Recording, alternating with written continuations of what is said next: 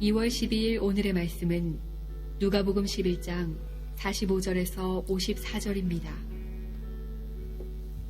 한 율법교사가 예수께 대답하여 이르되 선생님, 이렇게 말씀하시니 우리까지 모욕하심이니이다.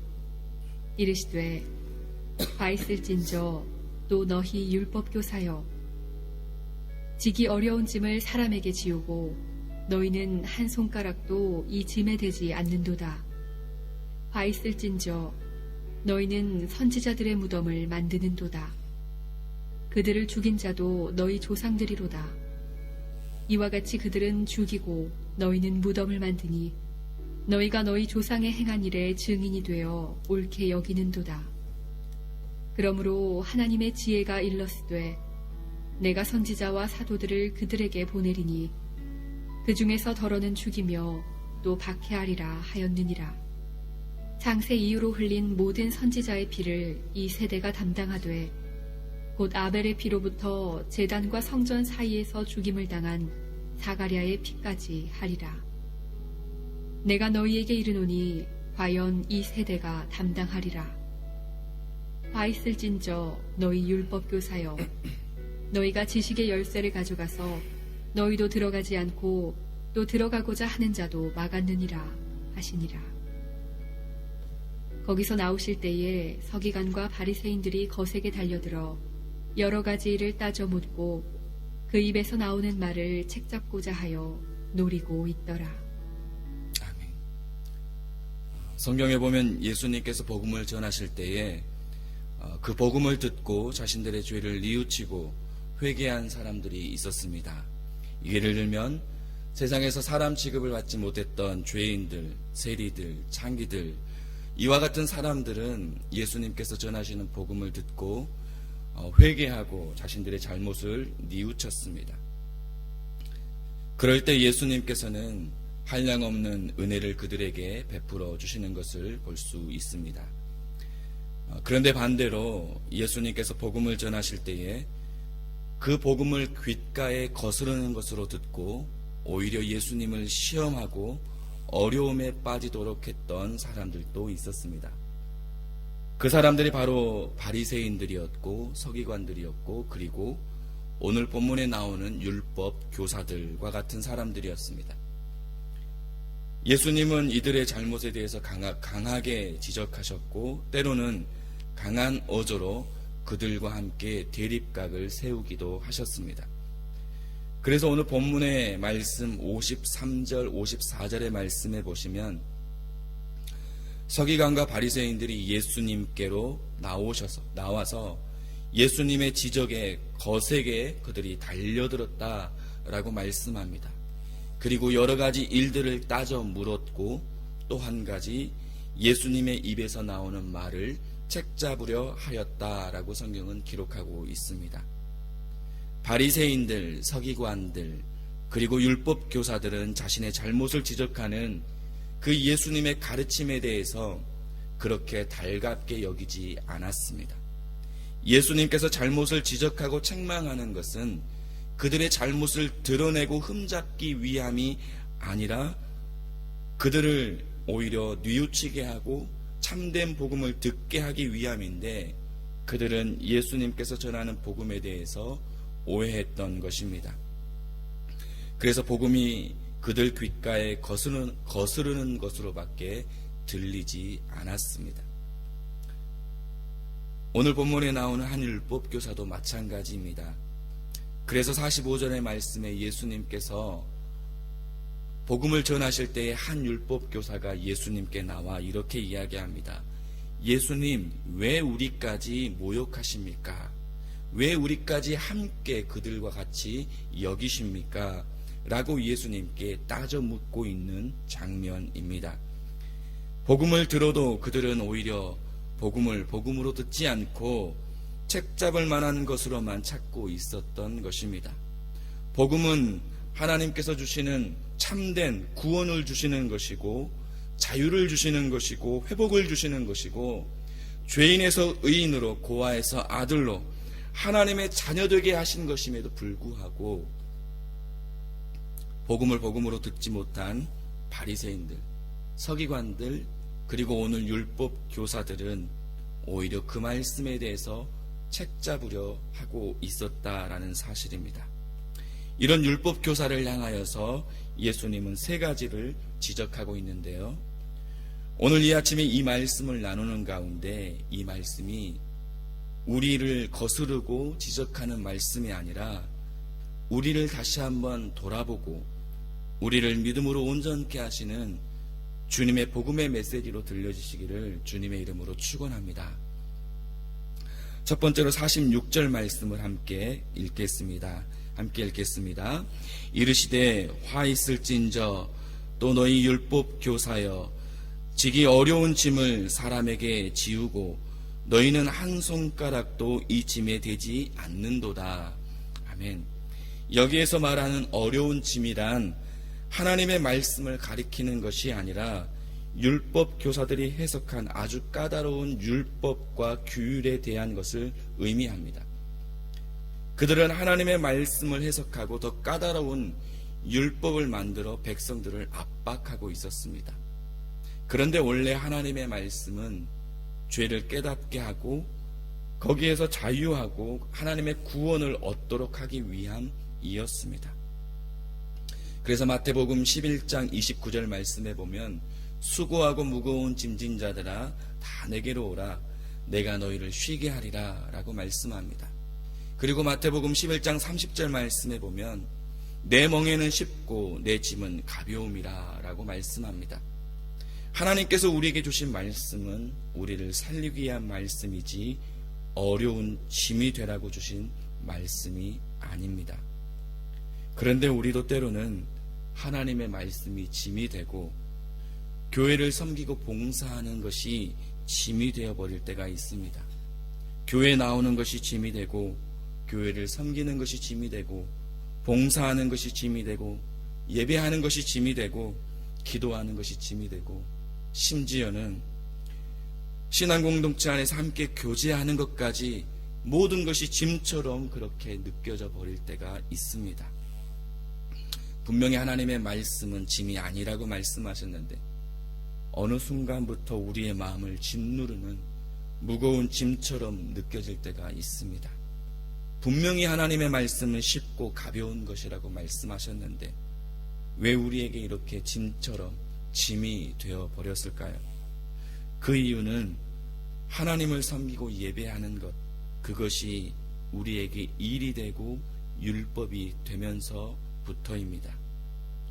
그것들이 우리를 얽매이게 만드는 그 무거운 부담스러운 짐이 되어버리는 그 순간부터 우리를 자유케 하는 복음이 아니라 우리를 짓누르는 무거운 짐이 되어버린 것입니다. 제가 사역을 시작하기 전에는 새벽기도 나가는 것이 참 즐거웠습니다. 새벽기도 차량을 가끔 제가 봉사할 때는 자원해서 기쁨으로 봉사할 수도 있었습니다. 그런데 제가 파트타임을 이제 마무리하고 전임 사역을 시작하면서부터 이제는 의무라는 마음이 제 마음속에 들면서 새벽기도는 저에게 한동안 짐이 되었던 적이 있습니다. 그동안에는 새벽기도 나가서 이른 아침에 기도하고 하나님의 말씀으로 하루를 시작하는 것이 참 즐거웠습니다. 그리고 너무나도 그 가운데 주시는 은혜가 너무 감격스러웠었습니다. 그런데 그 일들이 이제는 의무라는 마음의 부담감을 갖기 시작하면서부터는 짐으로 다가오기 시작했습니다. 그리고 그 의무감으로 하여금 제 마음을 짓누르기 시작했습니다.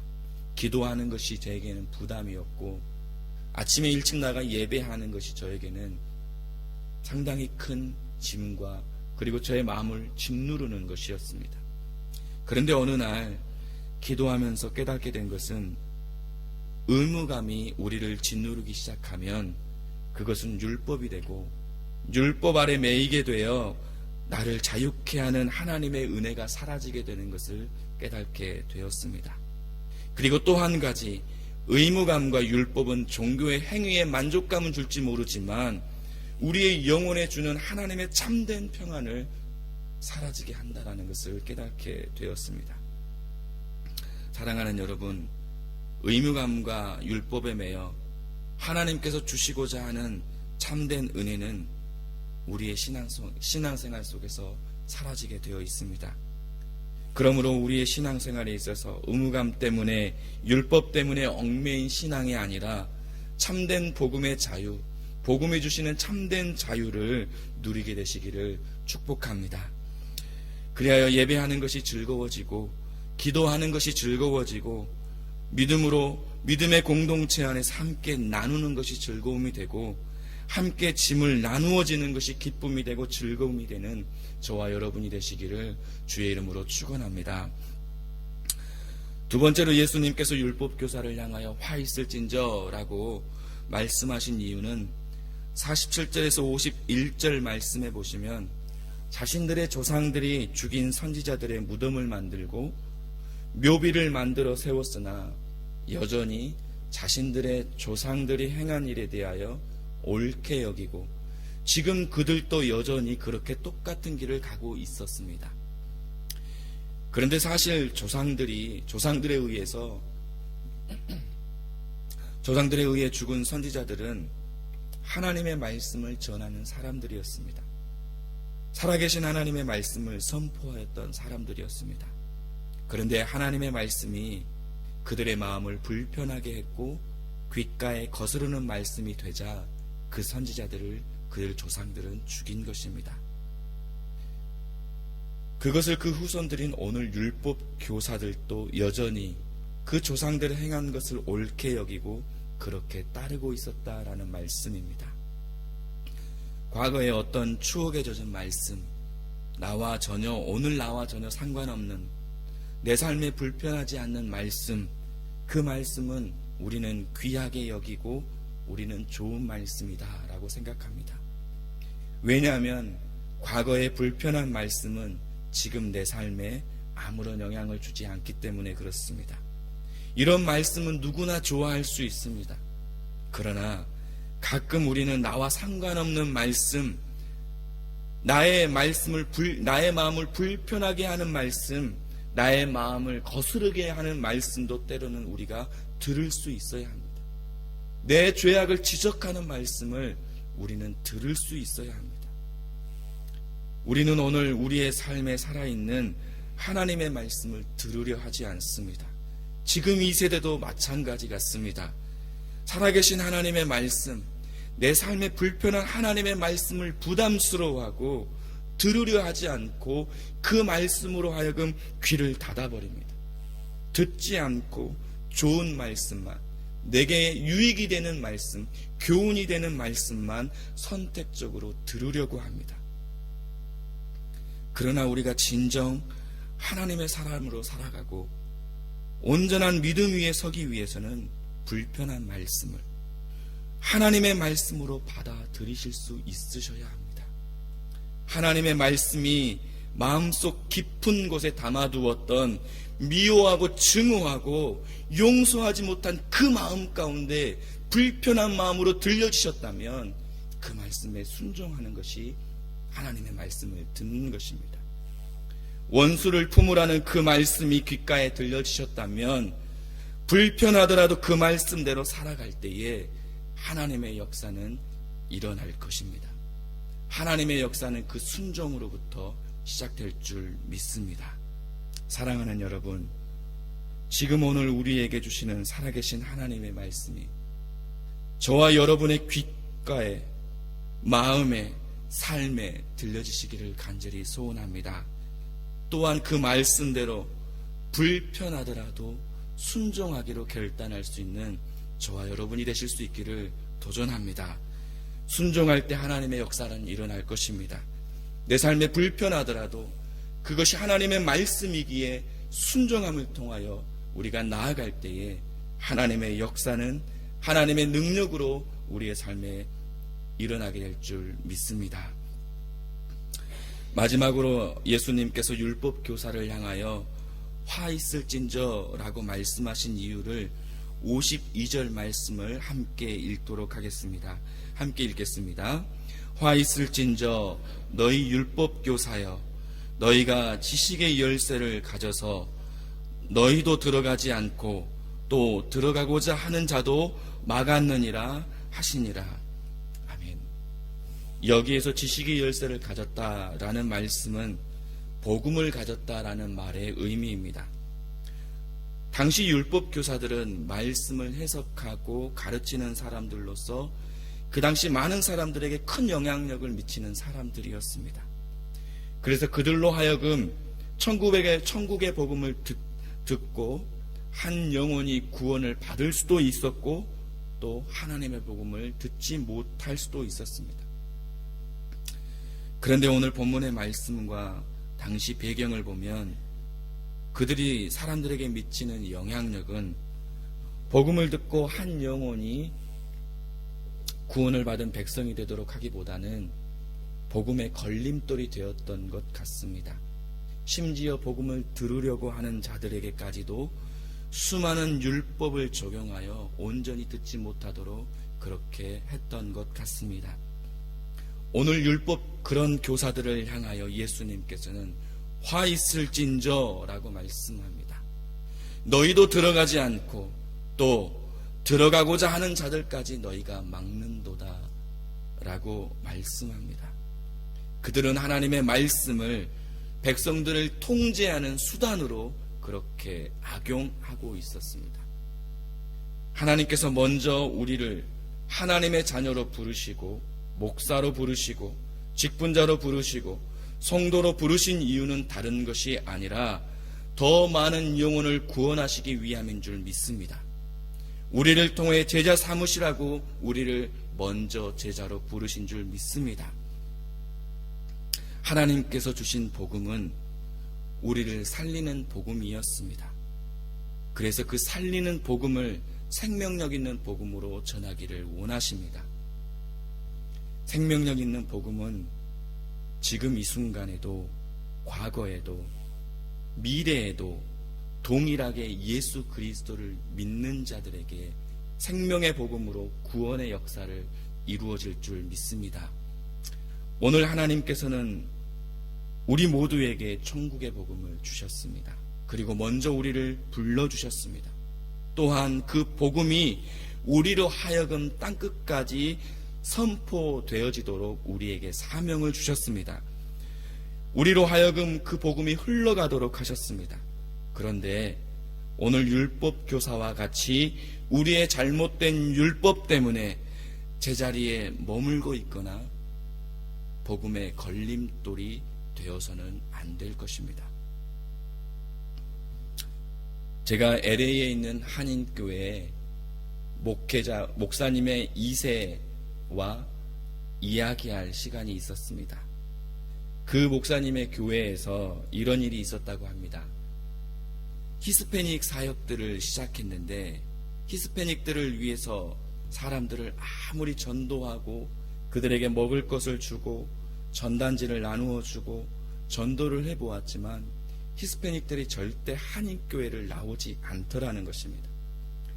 그래서 그 이유가 무엇일까라고 해서 알아보았더니 그들이 일하는 직장의 주인들이 다 한인들인데 직장에서 그들에게 대하는 태도 때문에 한인교회에 나가지 않는다라는 것입니다. 사무실에 성경책은 갖다 놓고 복음성가는 틀어놓고 기도하는 믿음의 흉내는 내는데 믿지 않는 사람들보다 더 노동을 착취하고 더 힘들게 하는데 그 사람이 다니는 교회 다니지 않겠다라는 것입니다. 그것이 히스패닉들에게 대해 그들의 입을 통해서 나온 이야기였습니다. 사랑하는 여러분, 먼저 우리에게 하나님은 복음의 열쇠를 주셨습니다. 그리고 우리로 하여금 또 많은 자들이 복음을 듣도록 하기를 원하십니다. 그렇기 위해서는 먼저 우리가 복음에 온전히 서야 합니다. 저와 여러분이 복음에 서야 합니다. 교회 공동체가 서기 위해서는, 바로 서기 위해서는, 우리가 원하는 그 공동체 모습을 서기 위해서는 우리 스스로가, 우리 한 사람이, 누구의 몫이 아니라 우리 한 사람이 복음으로 온전히 서야 합니다. 우리 자신이 먼저 복음의 열쇠를 가진 자들로서 복음에 합당한 삶으로 회복되어지고 온전히 서는 것입니다. 복음의 걸림돌이 되지 않는 삶을 살아가는 것입니다. 불편한 복음의 메시지를 듣더라도 그 말씀에 순종하며 살아가는 것입니다. 그렇게 될 때에 하나님의 구원의 역사는 이루어질 것입니다.